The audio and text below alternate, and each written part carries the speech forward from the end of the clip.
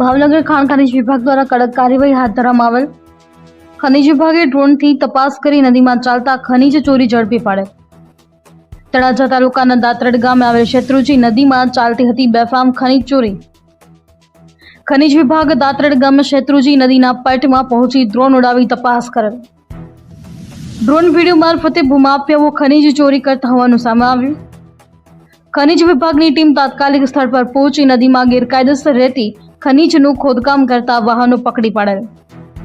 ખનીજ વિભાગે JCB machine, એક લોડર, એક ટ્રેક્ટર સહિત 20 લાખ રૂપિયાનો મુદ્દામાલ જપ્ત કરેલ. ખનીજ વિભાગે તમામ મુદ્દામાલ તળાજા પોલીસ સ્ટેશનમાં જમા કરી વધુ તપાસ હાથ ધરી હતી. તળાજા પંથકમાં ખનીજ વિભાગની ટીમની અચાનક કાર્યવાહીથી ભૂમાફિયાઓમાં ફફડાટ ફેલાયો.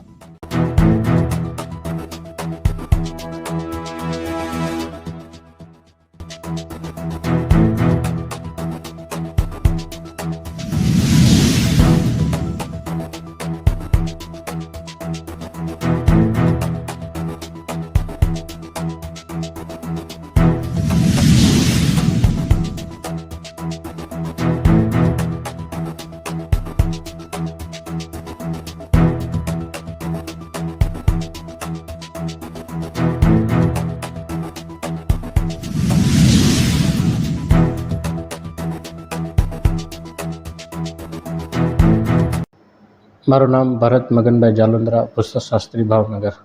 છેલ્લા ઘણા સમયથી ભાવનગર જિલ્લાના તળાજા તાલુકાના શેત્રુંજી નદીમાં ગેરકાયદેસર ખનનની વારંવાર ફરિયાદો મળતી હતી. તે આધારે અમે અમારા સરકારી વાહન દ્વારા 1-2 વખત તપાસ કરવાની કોશિશ કરી, પણ એનકેટ પ્રકારે લોકોને સમાચાર મળી જતા હતા અને લોકો જગ્યા ઉપર કોઈ મશીનરી મળી આવતી નહોતી. પછી તેમના ફરીથી આ બાબતે વારંવાર ફરિયાદ મળતા અમે અમારી ટીમ દ્વારા ડ્રોનની મદદથી શેત્રુંજી નદીમાં આપણે તળાજા તાલુકાના